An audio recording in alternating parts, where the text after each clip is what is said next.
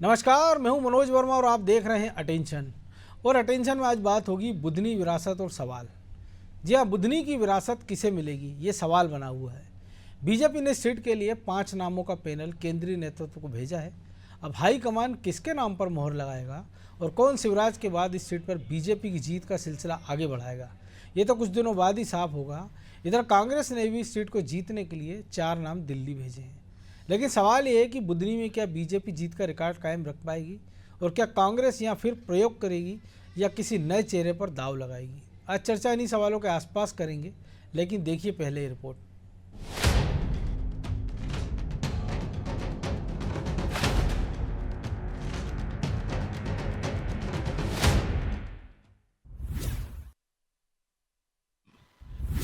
कांग्रेस भी लगा रही दम। केंद्रीय मंत्री शिवराज सिंह चौहान के बाद बुधनी की विरासत बीजेपी किसे सौंपेगी, इस सवाल का जवाब बस कुछ दिनों के बाद मिलने जा रहा है। दरअसल बुधनी की सीट बीजेपी बीते 5 चुनाव से लगातार जीतती आ रही है। 4 बार खुद शिवराज सिंह चौहान यहां से लगातार जीते हैं। इसलिए अब बीजेपी किसी ऐसे चेहरे पर दाव लगा सकती है जो इस जीत को बरकरार रखे। लिहाजा बीजेपी ने 5 नामों का पैनल भी केंद्रीय नेतृत्व को भेज दिया है।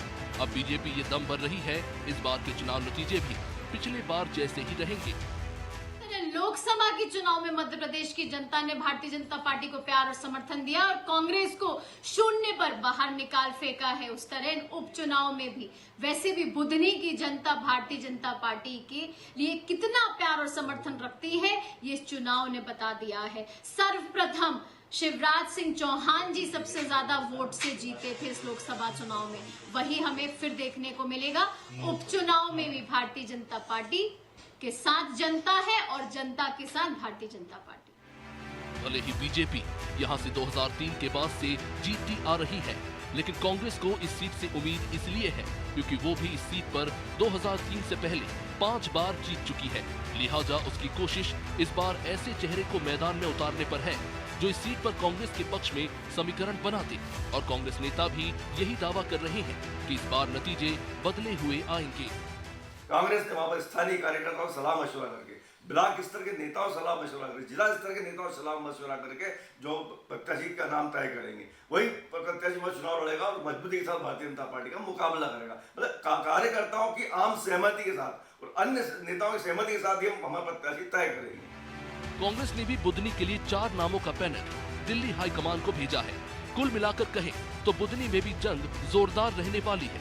एक तरफ बीजेपी अपने विजय रथ को आगे बढ़ाने की कोशिश करेगी, तो कांग्रेस का प्रयास फिर 1998 जैसे नतीजे हासिल करने पर होगा। लेकिन कांग्रेस के लिए बुधनी में विजय हासिल करना इतना आसान नहीं रहने वाला, क्योंकि यहाँ बीजेपी की जमीनी पकड़ कांग्रेस से कई ज्यादा मजबूत है। ब्यूरो रिपोर्ट, अनादि टीवी।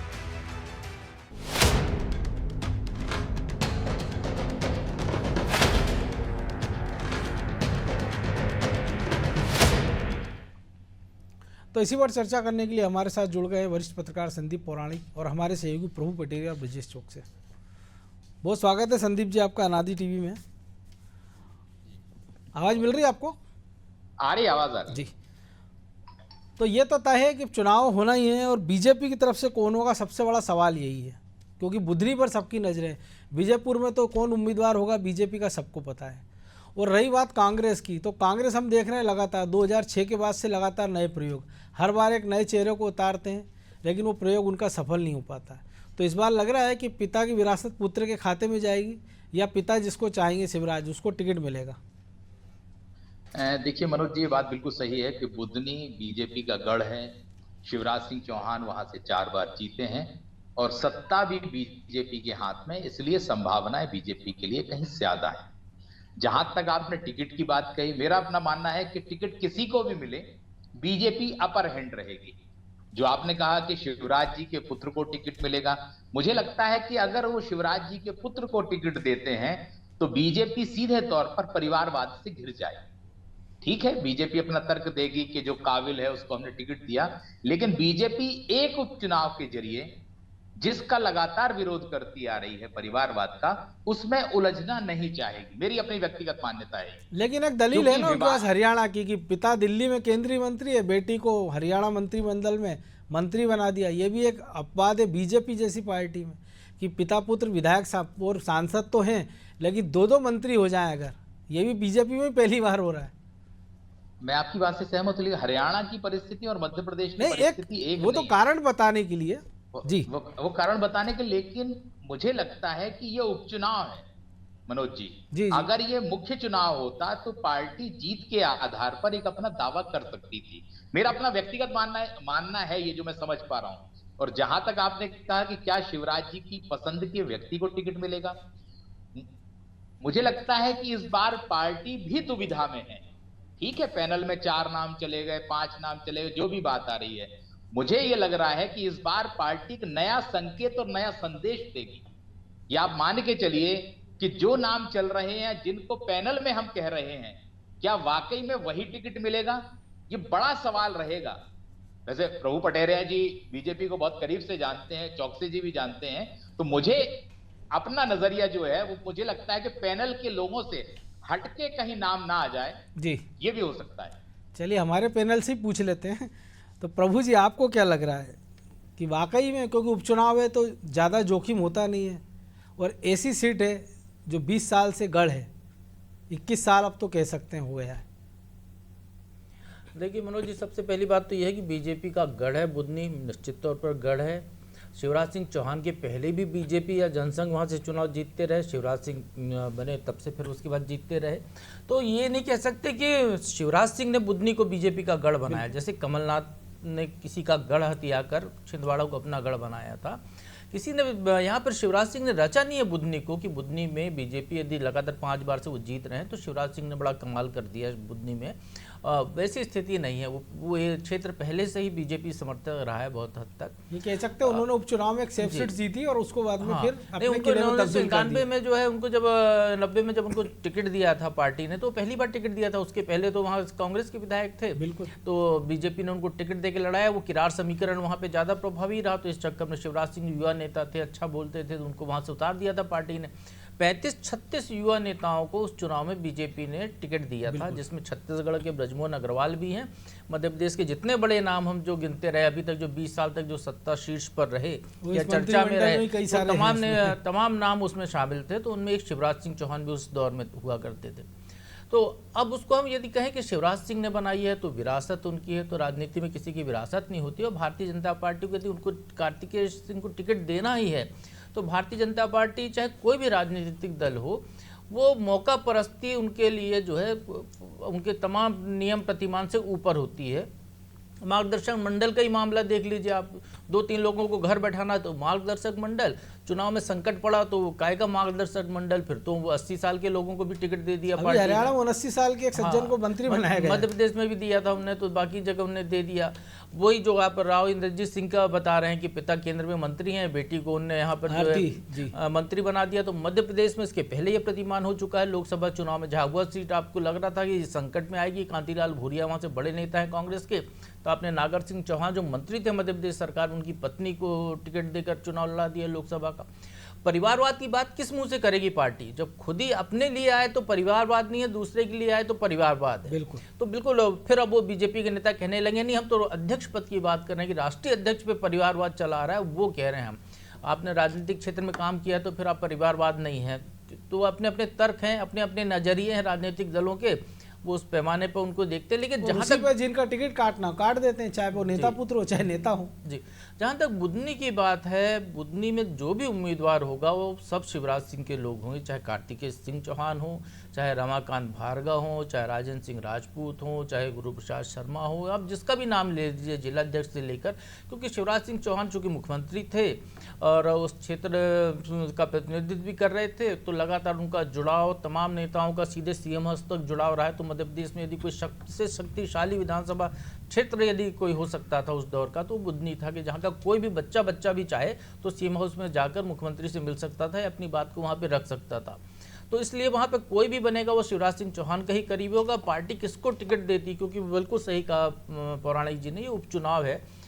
थोड़ा सा मुश्किल भी होता है और थोड़ा सा आसान भी होता है।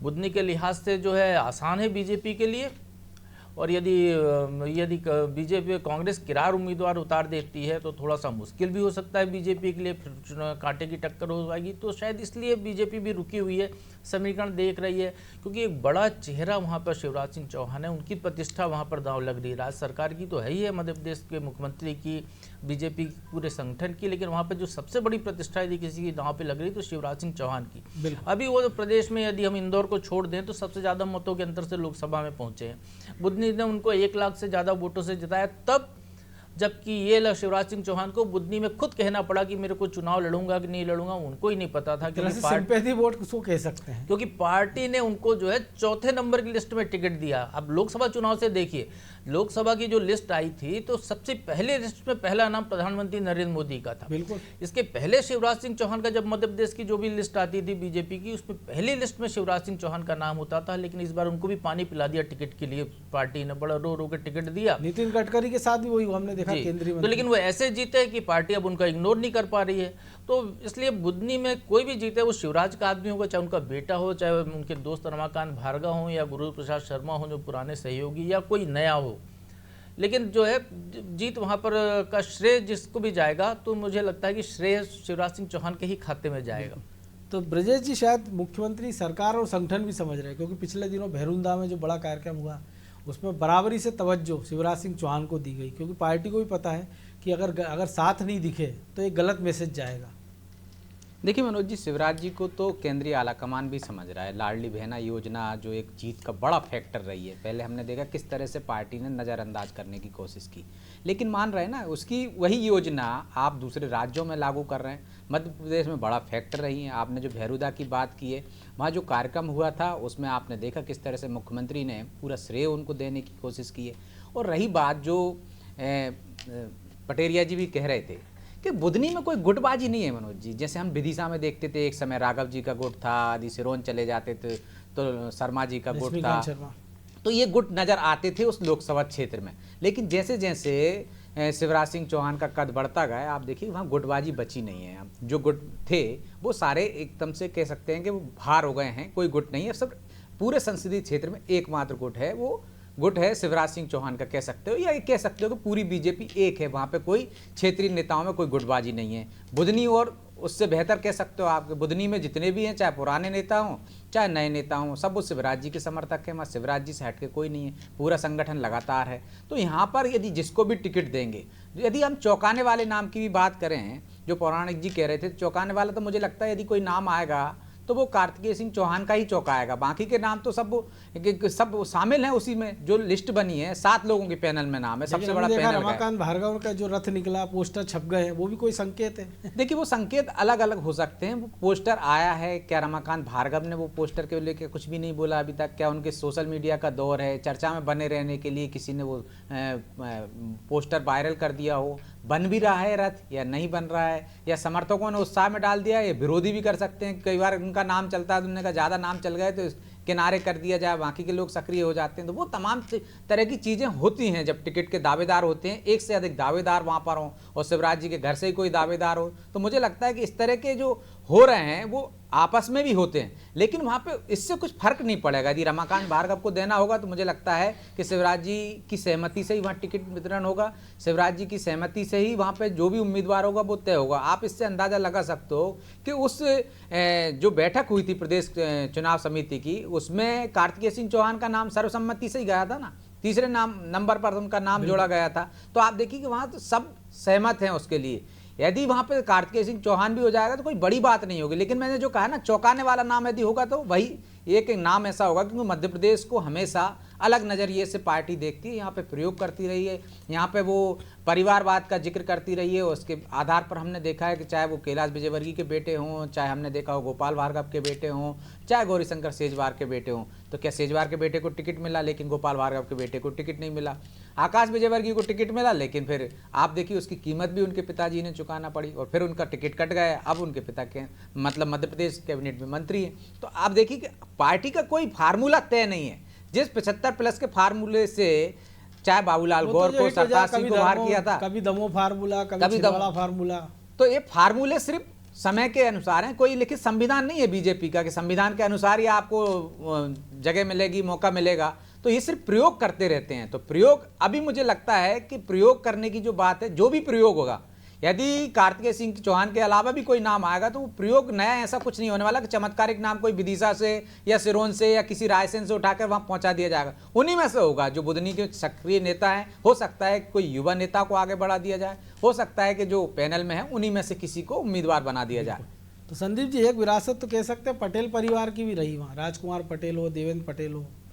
तो क्या उम्मीद कर रहे हैं, जो प्रभु जी ने कहा कि अगर गैर किरार बीजेपी की तरफ से आता है और किरार उम्मीदवार कांग्रेस से कोई हो जाए तो मामला दिलचस्प हो जाएगा, क्योंकि किरार वोटों की जो संख्या है, अगर वो जाति के साथ गए पार्टी छोड़कर तो बीजेपी के लिए दिक्कत हो सकती है। लेकिन क्या वो दोनों इस स्थिति में, राजकुमार और देवेंद्र, जो कांग्रेस उन पर दाव लगाए, या फिर वो नया चेहरा कौन हो? देखिए मनोज जी, जातिवादी राजनीति मध्य प्रदेश में भी अपना विस्तार कर रही है, इसे नहीं नकारा जा सकता। वोट बैंक है, तमाम राजनीतिक दल जाति के आधार पर टिकट वितरण करते हैं, लेकिन कई बार ऐसा होता है कि प्रयोग भी कर लेती है पार्टियां। मैं ये नहीं कहता कि बीजेपी ये प्रयोग करेगी या कांग्रेस करेगी। अगर कांग्रेस किरार को चुनाव लड़ाती है तो बीजेपी को तय करना पड़ेगा। जैसा ही पहले हमारे साथी ने कहा कि उम्मीदवार के चयन को लेके जो है इंतजार किया जा रहा है, उसके पीछे कारण है कि कांग्रेस का कैंडिडेट आ जाएगा तो आपके लिए रास्ता बहुत आसान हो जाएगा कि हमें किस पे दाव लगाना है। बिल्कुल मनोज जी, लेकिन मेरा अपना व्यक्तिगत नजरिया ये है कि इस चुनाव और इस चुनाव का टिकट मध्य प्रदेश की राजनीति में एक नया संकेत जरूर आपको देगा। ठीक है, कद्दावर नेता हैं, बड़े नेता हैं, प्रभावशाली हैं, लेकिन क्या उनकी राय चलेगी? देखिए, राष्ट्रीय राजनीति के फलक पर और राज्य की राजनीति को संदीप जी, जितने भी पैनल में नाम आए हैं वो तो सब शिवराज सिंह के करीबी लोग हैं, तो आएगा तो उन्हीं का कोई ना। मैं वही कह रहा हूं पटेरिया जी आपसे कि हो सकता है हम सब चौंक जाएं, ये जरूरी नहीं है, कोई बाध्यता नहीं है। नहीं मतलब नितिन गडकरी को तो नहीं लड़ा देंगे वहां से, या मोदी जी खुद लड़ने नहीं आ जाएंगे। वो जो भी लड़ेगा बुधनी का ही लड़ेगा, तो निश्चित तौर पर बुधनी का आदमी शिवराज जी का करीबी हो तो बहुत चौंकाने वाली बात इसमें। मेरा ये आपसे मानना है कि ये हमें कह देना कि पूरा एक इलाका एक नेता का है या एक पार्टी पूरे नेता की है, ये मैं मानने कतई तैयार नहीं। लेकिन यदि उनको नजरअंदाज करेंगे तो एक गलत मैसेज भी जाएगा कि शिवराज जी को किनारे करने की कोशिश की जा रही है। अभी जिस प्रकार से वो सक्रिय है, मुख्यमंत्री साथ में थे। उसी बात पे आपके आ रहा हूं जी कि उम्मीदवार के चयन में राज्य की राजनीति में संकेत जाएगा, या मान लीजिए कह रहा हूं ये बात कि हम और आप, ठीक है, 5 लोग तमाम बातें कर रहे हैं, बीजेपी बहुत से फैसले ऐसे लेती है जो उनको चौंकाती रही किसी भी मामले में हम करें। तो मेरी अपनी मान्यता है और संभावना है कि मध्य प्रदेश का टिकट हो सकता है हम और आप आगे बात करें, एक नए संकेत तो संदेश देने वाला रहेगा। लेकिन संदीप जी जो परिस्थितियां हैं लोकसभा चुनाव के बाद, क्या आपको लग रहा है कि वैसे फैसले अब हो सकते हैं केंद्रीय आला कमान द्वारा? अब तो बहुत कुछ नर्मदा जी से, गंगा जी से पानी बह गया है ना, परिस्थितियां और हो गई, व्यवहार में भी बदलाव आ गया है। ब्रजेश जी, मैं आपसे कहूं कि ये मुख्य चुनाव नहीं है साहब, ये उपचुनाव है। तभी तो ये हो सकता है ना कि दिल्ली वाले छोड़ दें कि एमपी वाले ही तय कर लें एक सीट के लिए, क्योंकि उनके लिए तो महाराष्ट्र और झारखंड बड़ी लड़ाई है ना, और उत्तर प्रदेश की 9 सीटों पर उपचुनाव है, राजस्थान की 7 सीटों पर उपचुनाव है, जो बहुत कुछ तय करेगा। कि जो बात कह रहे थे कि मोदी की लोकप्रियता में लोकसभा में कम हुई, तो क्या हरियाणा के बाद वो वहाँ बढ़ती नजर आ रही है? और झारखंड के प्रभारी हैं शिवराज सिंह चौहान।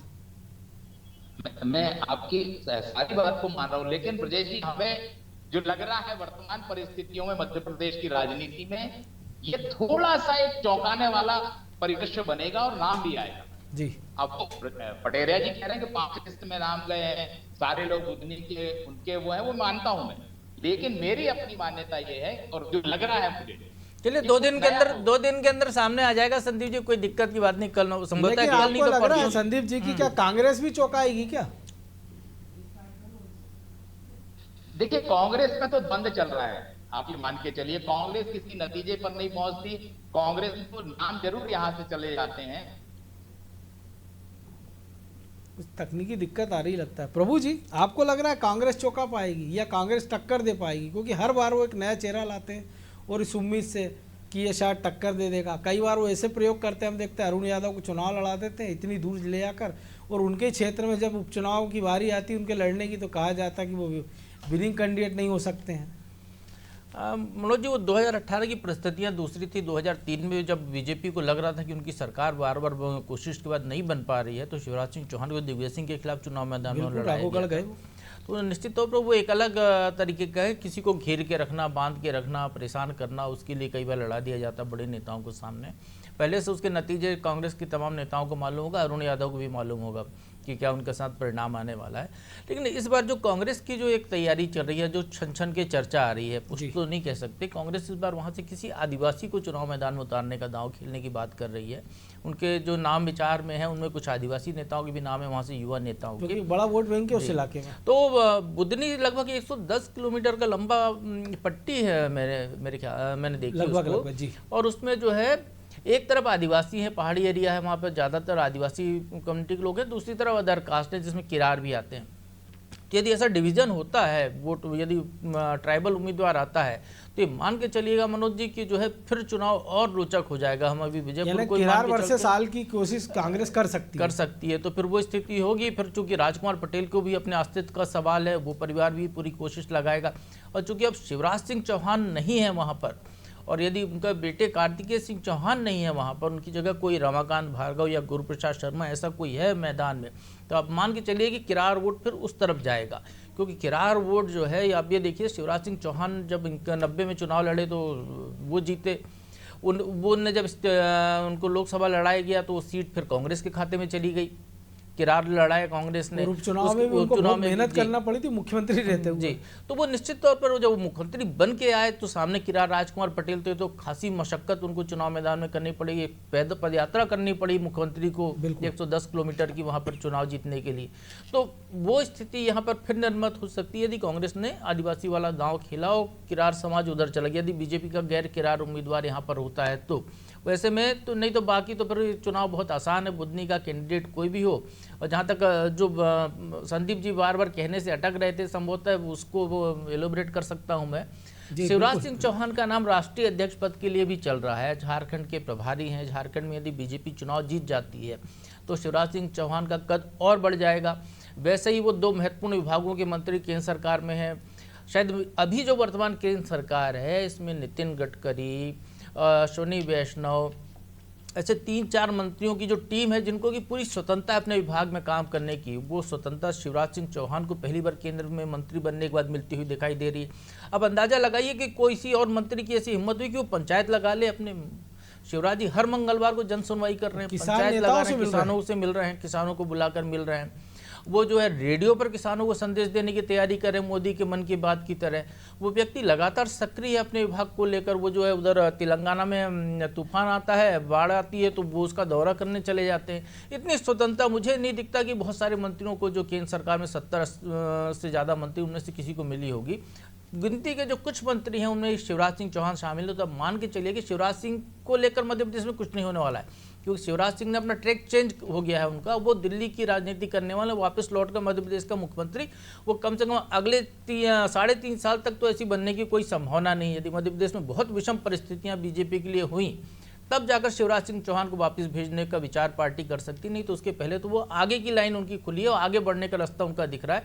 तो इसलिए ऐसा कोई समीकरण मुझे नहीं दिखता कि मध्य प्रदेश में बहुत चौंकाने वाला, बुधनी से मध्य प्रदेश में बीजेपी के अंदर कोई परिवर्तन आने वाला है। और मध्य प्रदेश में ऐसी विषम परिस्थितियां बन भी नहीं सकती, क्योंकि भाजपा का संगठन यहाँ मजबूत है, बीजेपी लगातार यहाँ प्रोग्रेस कर रही है। मनोज जी, तो क्या आपको लगता है कि ऐसी परिस्थितियां, मुझे लगता है कि संभावना भी है, तो वो बनने वाली नहीं है मध्य प्रदेश में? बिल्कुल होने वाला ब्रजेश जी। मैंने कहा ना अभी, जो मैंने बताया कि शिवराज सिंह चौहान का नाम चौथी लिस्ट में आया, तो वो ये कहते रहे, जो एक बार उन्होंने कहा कि मैं पता नहीं चुनाव लड़ूंगा कि नहीं लड़ूंगा, लेकिन उन्होंने ये नहीं कहा कि मैं चुनाव लड़ूंगा ही, पार्टी मुझे टिकट दे चाहे नहीं दे।